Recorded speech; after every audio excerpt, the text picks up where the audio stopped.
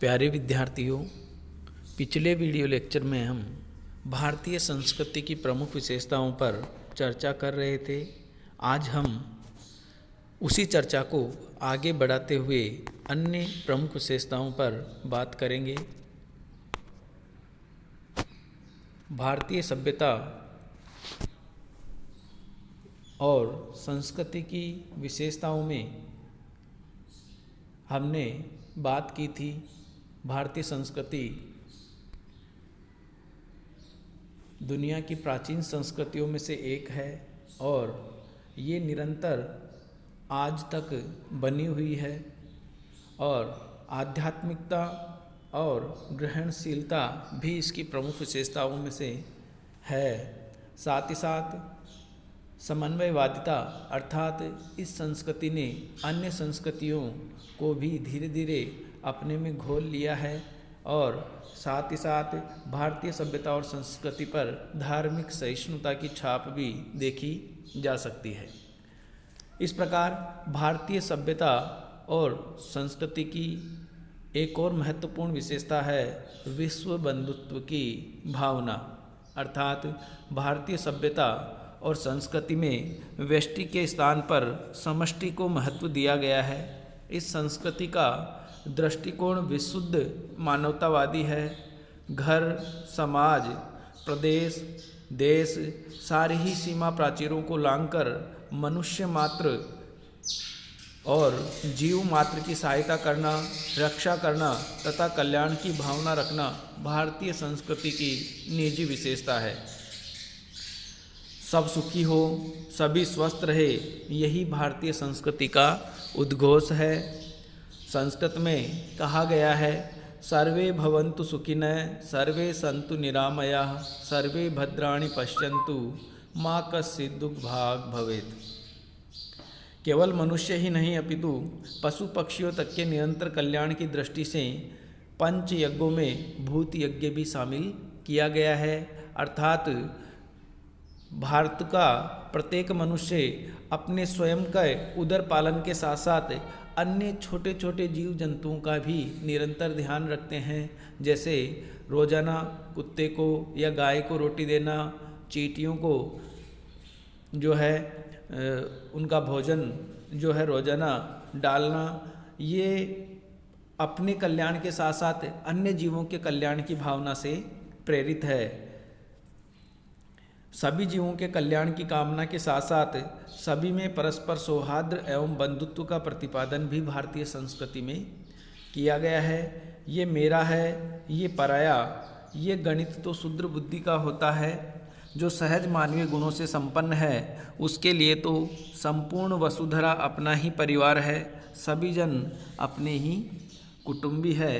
अर्थात संस्कृत में कहा गया है, अयम निजः परो वेति गणना रघु चेतसाम उदार चरिता नाम तु वसुधैव कुटुंबकम। अर्थात भारतीय सभ्यता और संस्कृति पूरे विश्व को ही परिवार, मानव समाज को ही एक परिवार मानकर चलती है। जब सारा संसार ही आत्मीय हो तो कोई भी अपने लिए अनुचित माने जाने वाले आचरण दूसरों के प्रति क्यों करे। आत्मनः प्रतिकूलानि परेशान न समाचरेत। विश्व कल्याण व विश्व बंधुत्व की भावना से ओतप्रोत होकर ही हमारी इस भारतीय संस्कृति ने आत्मवत् सर्वभूतेषु का बीज मंत्र दिया है। यही वह कमनीय भावना है जिससे भावित होने पर ही विश्व शांति संभव है। भारतीय संस्कृति ने सदैव संकुचित विचारधारा और स्वार्थों से ऊपर उठकर विश्व कल्याण और संपूर्ण मानवता की सेवा पर बल दिया है। अर्थात विश्व बंधुत्व की भावना भी हमारी संस्कृति में देखने को मिलती है। और सबसे जो महत्वपूर्ण विशेषता भारतीय संस्कृति की है वो है विभिन्नता में एकता।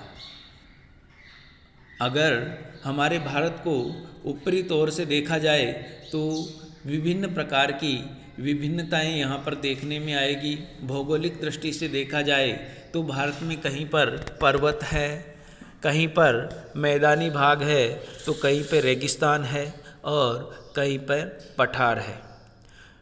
वर्षा की दृष्टि से देखा जाए तो चेरापूंजी, मासिनराम आदि स्थानों पर विश्व में सर्वाधिक बरसात होती है, वहीं राजस्थान और जो रेगिस्तानी क्षेत्र है वहाँ पर न के बराबर बरसात होती है। इसी प्रकार वनाच्छादित क्षेत्र की दृष्टि से देखा जाए तो पूर्वोत्तर भारत में सघन वन है, वही पश्चिमोत्तर भारत में न के बराबर वन है। इसी प्रकार भाषागत विभिन्नता को देखा जाए तो पग पग पर भारत में भाषा चेंज होती है। ऊपर में कश्मीर, पंजाबी, हरियाणवी भाषा बोली जाती है, वहीं दक्षिणी भारत में तमिल, तेलुगु और मराठी भाषा बोली जाती है। इसी प्रकार पूर्व में बंगला और मध्य में गुजराती, महाराष्ट्र में मराठी आदि विविध भाषाओं को बोलने वाले लोग यहाँ पर रहते हैं।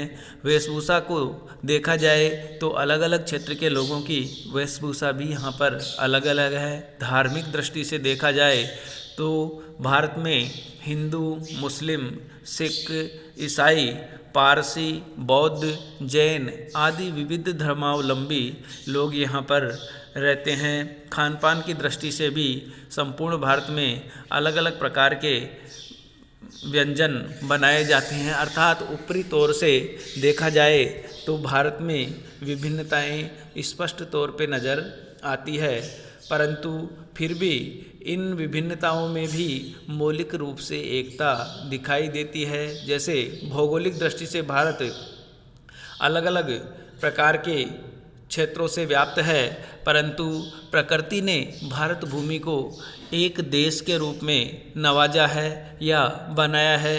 उत्तर में हिमालय और दक्षिण में समुद्र से घिरा हुआ है।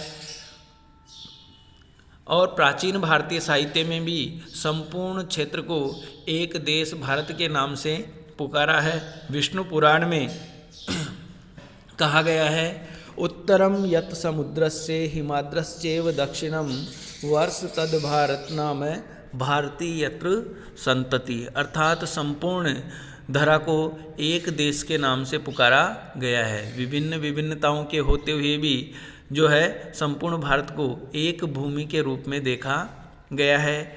इसी प्रकार भाषागत विभिन्नताओं के होते हुए भी यहाँ की संपूर्ण भाषाएं जैसे तमिल, तेलुगु, मराठी, गुजराती आदि विभिन्न भाषाएं एकमात्र भाषा संस्कृत से उद्भूत हुई है, अर्थात संस्कृत भाषा सभी भाषाओं की जननी है और इस प्रकार से मौलिक रूप से सभी भाषाओं में समानता दिखाई देती है।